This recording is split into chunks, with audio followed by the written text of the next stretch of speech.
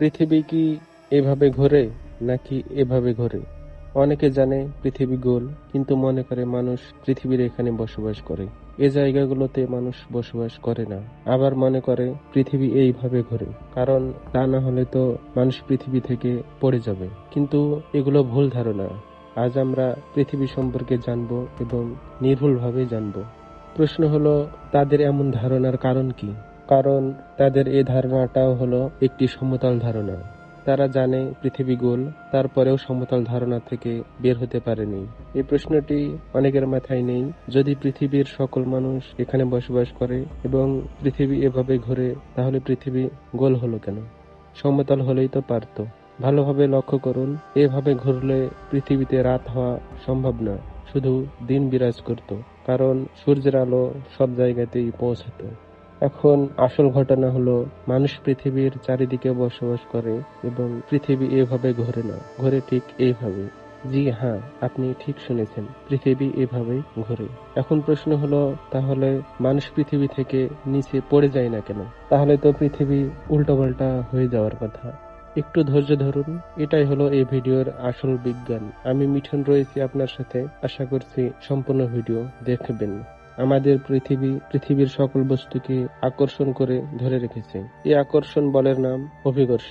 অভিকর্ষ বলের কারণে মানুষ পৃথিবী থেকে পড়ে যায় না। আপনি হয়তো ভাবছেন, এভাবে পৃথিবী ঘুরলে সব মানুষ পৃথিবী থেকে পৃথিবীর নিচে পড়ে যাবে, কিন্তু এমনটি কখনোই না। এমনটি ভাবার অর্থ আপনি সমতল ধারণা থেকে এখনো বের হতে পারেননি। অনেক মানুষ মনে করে পৃথিবী সমতল এবং সবকিছু নিচের দিকে টানছে।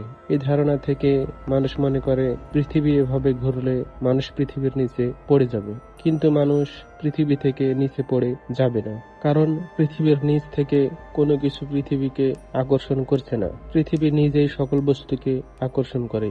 পৃথিবী মহাশূন্যে ভাসমান, এখানে পৃথিবীর উপরে পৃথিবীর নিচে বলে কোনো কথা নাই।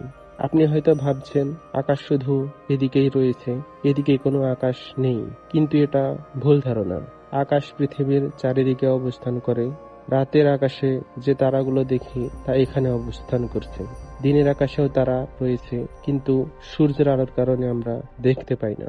আপনি যদি এখান থেকে পশ্চিম দিকে যান, তাহলে পূর্ব দিক থেকে আবার এখানে চলে আসবেন। আবার এখান থেকে উত্তর দিকে যান, তাহলে দক্ষিণ দিক থেকে আবার এখানে চলে আসবেন, কারণ পৃথিবী গোল। এই গোল পৃথিবী মহাশূন্যে ভাসমান। আমেরিকা বাংলাদেশের বিপরীত পার্শ্বে অবস্থিত। এ মানুষ বলছে আমেরিকা আমার পায়ের নিচে, আবার এ মানুষ বলছে বাংলাদেশ আমার পায়ের নিচে। মনে হয় যেন এরা পরস্পর লাথি মারছে। আবার এ দুইজন মানুষের ক্ষেত্রে একই কথা প্রযোজ্য। যদি এখান থেকে একটি ঢিল আকাশে ছুঁড়ে মারেন, তাহলে এখানে পড়বে না। আবার যদি এখান থেকে একটি ঢিল আকাশে ছুঁড়ে মারেন, তাহলে এখানে পড়বে না। যদি এখান থেকে একটি ঢিল আকাশে ছুঁড়ে মারেন, তাহলে এখানে পড়বে। যদি এখান থেকে একটি ঢিল আকাশে ছুঁড়ে মারেন, তাহলে এখানে পড়বে।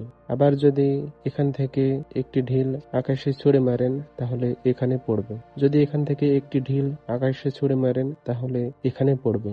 যদি ধরেন সূর্য এখানে আছে, তাহলে পৃথিবী এভাবে ঘোরে। আর যদি ধরেন সূর্য এখানে আছে, তাহলে পৃথিবী এভাবে ঘোরে। সূর্য থাকবে এখানে, কিন্তু পৃথিবী ঘুরবে এভাবে, এমনটা কখনোই ঘটে না। অথবা সূর্য থাকবে এখানে, কিন্তু পৃথিবী এভাবে ঘুরবে, এমনটাও কখনো হবে না।